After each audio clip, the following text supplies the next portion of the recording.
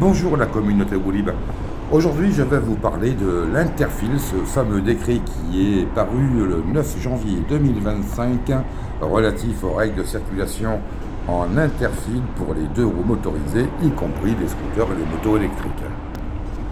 Maintenant, voyons ce que dit le texte.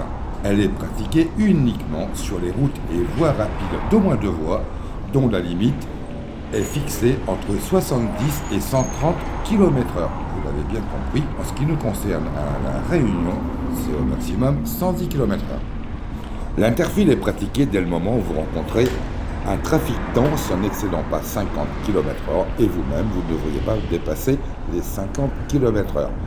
Si l'une des files est à l'arrêt, vous devriez adapter votre vitesse à 30 km/h maximum. Ah oui, très important. L'interfile se fait sur la voie de gauche et non sur la bande d'arrêt d'urgence, comme j'en vois assez régulièrement. Les véhicules autorisés en interfile ne doivent pas excéder une largeur de 1 mètre. Tous les tricycles, quads ou gros porteurs avec des gros top cases, théoriquement, ne sont pas autorisés. Un petit message à nos amis automobilistes.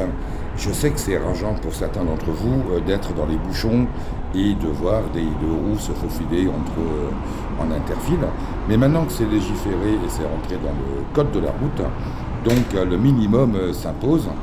Vous devriez néanmoins laisser un espace suffisant pour laisser circuler les deux roues motorisées sans risque. Bien sûr, ne pas changer de fil avant de vérifier vos angles morts et surtout de mettre le clignotant. Et encore une fois aussi, éviter les manœuvres brusques, téléphone au volant également, et j'en passe des meilleurs. Un dernier point avant de vous quitter, et qui s'adresse à nos amis motards. Donc l'interfile, il est interdit de doubler une autre moto en interfile, et aussi, surtout,